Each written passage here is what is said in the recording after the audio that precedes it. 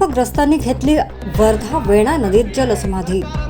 240 कोटीच्या पॅकेजची अंमलबजावणी करावी या मागणीसाठी दिंडोडा प्रकल्पग्रस्तांचा लढा गेल्या काही वर्षांपासून सुरू आहे।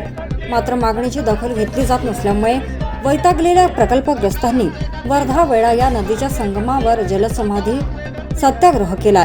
दिंडोडा प्रकल्पग्रस्त संघर्ष समितीच्या वतीने 24 मार्च 2026 रोजी दुपारी 1 वाजता वर्धा वेणा नदीच्या संगमावर जलसमाधी सत्याग्रह करण्यात आलाय।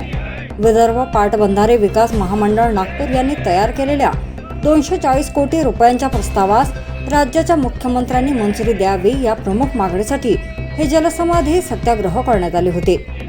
शासनाच्या चुकीच्या धोरणाचा या प्रकल्पग्रस्तांना फटका बसलाय।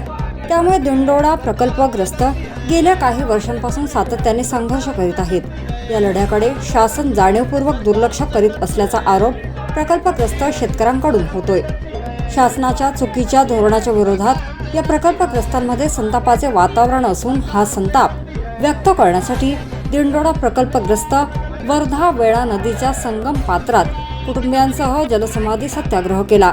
या सत्याग्रहात प्रकल्पग्रस्त शेतकरी, शेतमजूर, मच्छीमार, पुरुष, महिला, युवक युवती, लहान मुलींनी सहभाग घेतला होता। वनी न्यूज एक्सप्रेस ब्युरो रिपोर्ट। सरकार हमसे डरती है, सरकार हमसे डरती है, सरकार हमसे डरती है, सरकार हमसे डरती है,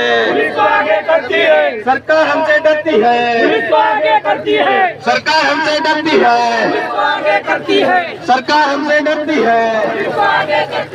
दिंडोडा प्रकल्पग्रस्त